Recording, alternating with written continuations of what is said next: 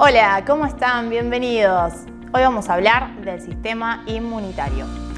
Este sistema está encargado de las defensas de nuestro cuerpo frente a los diversos microorganismos. Vamos a conocer que está compuesto por distintas células, cada una de ellas con alguna función específica. Entenderemos también la importancia de cuidar a nuestro sistema inmunitario para volverlo cada vez más fuerte y que responda mejor frente a situaciones adversas. Bien, empecemos. Muy bien, ahora sí, comencemos con el sistema inmune. El sistema inmunológico nos protege contra las enfermedades producidas por los patógenos.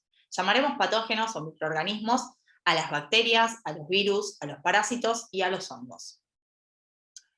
Entendemos que vamos a tener tres líneas principales de defensa y entre ellas estarán las barreras externas no específicas, las barreras internas no específicas y por último las defensas internas específicas.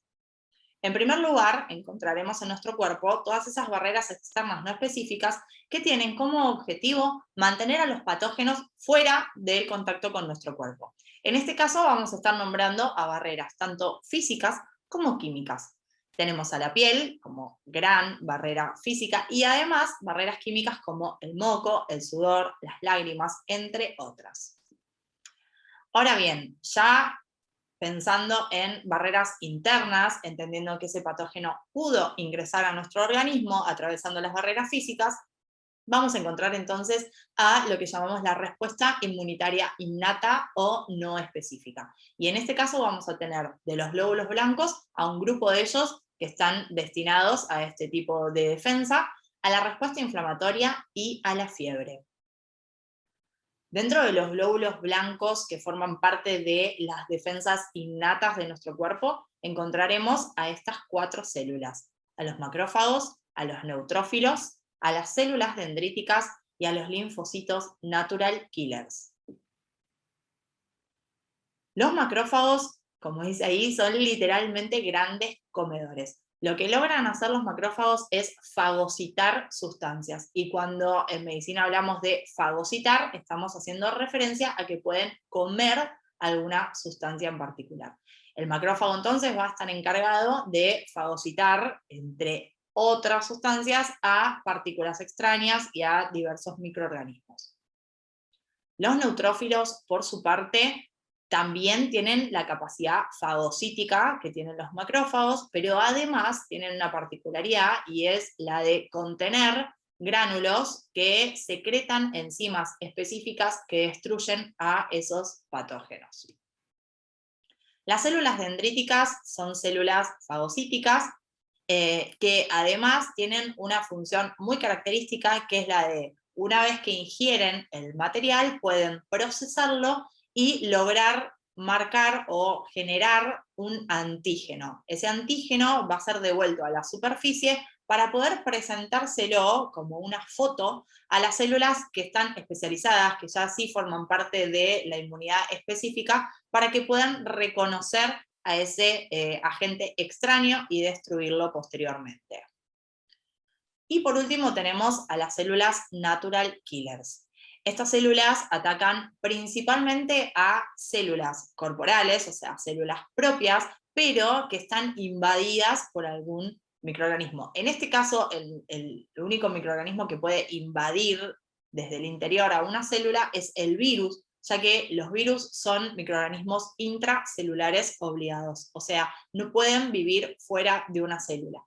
Otros microorganismos, como las bacterias, los parásitos y los hongos, sí logran una vida extracelular y generar daño por fuera de las células. Pero en este caso, si ingresa un virus en nuestro organismo, va a estar invadiendo nuestras propias células corporales y estos natural killers logran identificar estas células infectadas, generarle poros en su membrana para poder ingresar enzimas específicas que van a lograr de alguna manera llevar a esa célula infectada a la muerte.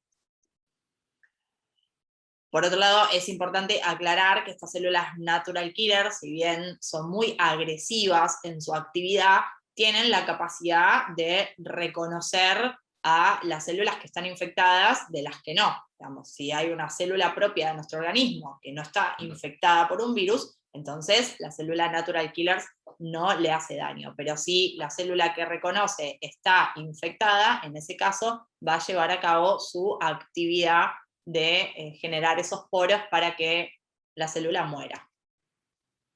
Bien, con respecto a la respuesta inflamatoria, también es una respuesta de defensa, pero de tipo inespecífica, que en este caso funciona en nuestro organismo para poder marcar la zona infectada. De alguna manera, la respuesta inflamatoria lo que logra es atraer a las células de la inmunidad específica, a otros tipos de linfocitos, para que lleven adelante su acción de defensa.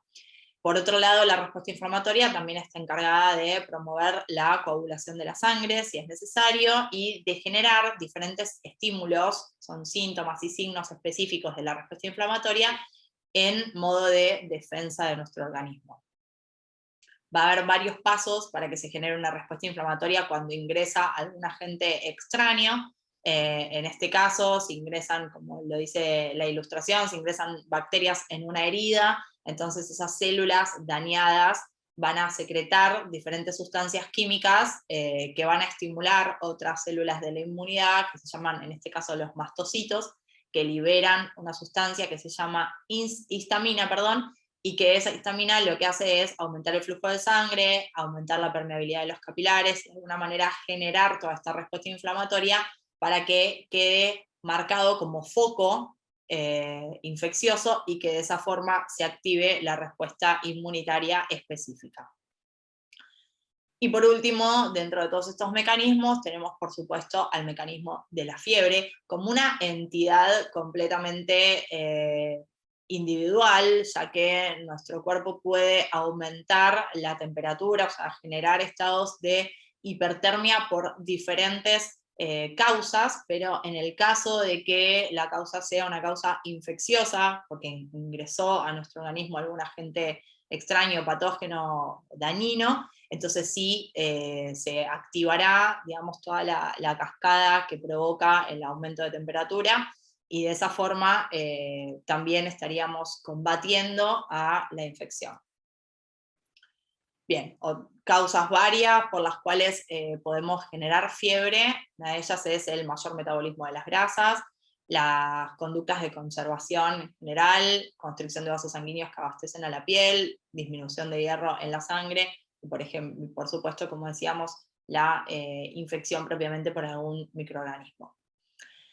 Y por último tenemos entonces a las barreras internas específicas, o lo que llamaríamos en este caso respuesta inmunitaria de adaptación. En este caso, una vez que ya pasaron las primeras etapas, que fueron las barreras no específicas físicas y químicas, las barreras internas no específicas como los glóbulos blancos que nombramos, macrófagos, células dendríticas, el mecanismo de la inflamación, el mecanismo de la fiebre, una vez que pasa todo eso, se activa también la respuesta inmunitaria de adaptación, que va a estar llevada a cabo por los linfocitos, que están encargados fundamentalmente de generar una respuesta súper específica y que no solamente saque del medio al agente extraño, al agente patógeno, sino que además genere una adaptación propiamente de nuestro sistema de defensas para que posteriormente pueda reconocer con mayor velocidad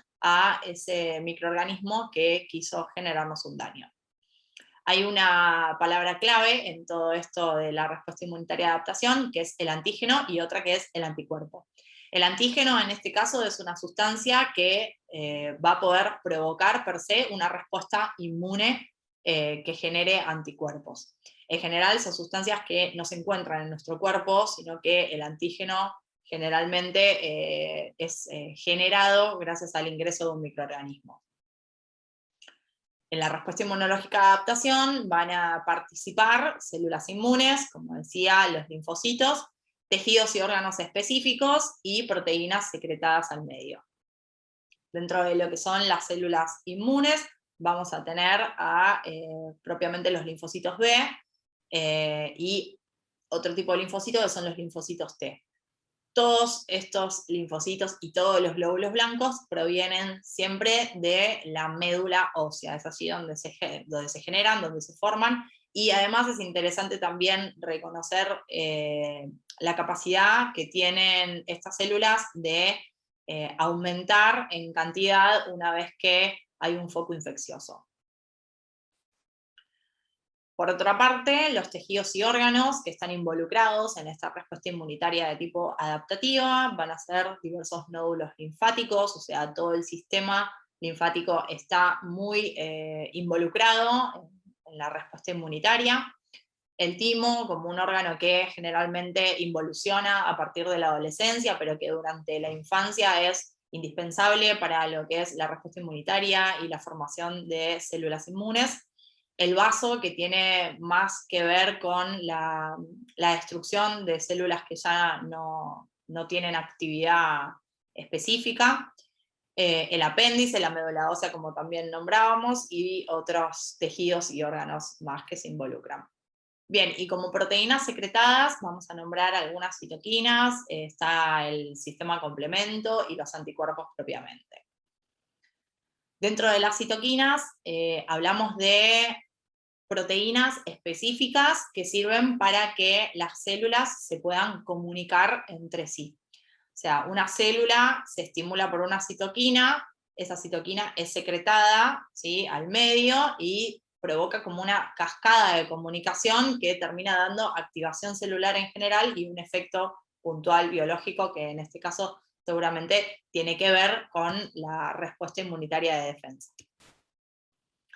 Y como les adelantaba hace un minuto, los anticuerpos que van a estar relacionados con ese antígeno que definíamos hace un ratito, los anticuerpos sí van a estar producidos por nuestras propias células, de hecho son los linfocitos B los que se encargan de la producción de estos anticuerpos, que son proteínas muy específicas que van a reconocer a esos antígenos que se generaron gracias al patógeno que ingresó, y que a partir de que reconocen al antígeno forman un complejo entre antígeno y anticuerpo que permite la respuesta inmunitaria específica y adaptativa. Bien, vamos a reconocer en todo esto 3 pasos, ¿sí? Los linfocitos que distinguen al microorganismo invasor, el ataque hacia ese microorganismo y la conservación de memoria de ese patógeno que ingresó a nuestro organismo. Entonces podríamos decir que en esta respuesta inmunitaria de adaptación vamos a reconocer 2 tipos de inmunidad, que se dan conjuntamente. Uno de ellos es la inmunidad humoral y otro es la inmunidad mediada por células. La inmunidad humoral es propiamente esta capacidad que tienen los linfocitos de generar lo que llamamos anticuerpos, y que ese anticuerpo va a ser muy específico en su reconocimiento hacia el antígeno de ese microbio, de ese patógeno, ¿sí? Una vez que el anticuerpo reconoce al antígeno, se forma un complejo entre antígeno y anticuerpo que permite identificar perfectamente a las células dañadas o a ese mismo agente invasor. Y por otro lado se dará entonces lo que llamamos respuesta inmunitaria celular o respuesta mediada por células, que ya tiene más que ver con una actividad no solamente citotóxica, digamos, para poder destruir de alguna manera las células infectadas o destruir a ese agente invasor, sino también una actividad de los linfocitos T de memoria que nos permite en nuestro sistema inmunitario generar una respuesta adaptativa de memoria de ese microorganismo que ingresó. Entonces, ¿qué va a pasar? La segunda respuesta que se genere, si ese microorganismo vuelve a ingresar a nuestro cuerpo, va a ser una respuesta mucho más rápida y más específica. Esto es, de alguna manera, lo que llamamos inmunidad adquirida, ¿sí? La inmunidad adquirida surge durante el ciclo de nuestra vida y tenemos varias maneras, digamos, de adquirir inmunidad. Una de ellas es, como explicábamos recién, la inmunidad que se adquiere de manera natural, o sea, el microorganismo que ingresa, nos genera daño, poco, mucho, pero logra tener su actividad infecciosa en nuestro cuerpo, Y de esa forma libera un antígeno y nuestros linfocitos generan ese anticuerpo para ese antígeno. Se genera la respuesta adaptativa, terminando con células que son linfocitos T de memoria, y eso va a ser nuestra inmunidad frente a ese patógeno. Por otro lado, la inmunidad adquirida de tipo artificial e importantísima es a través de la vacunación.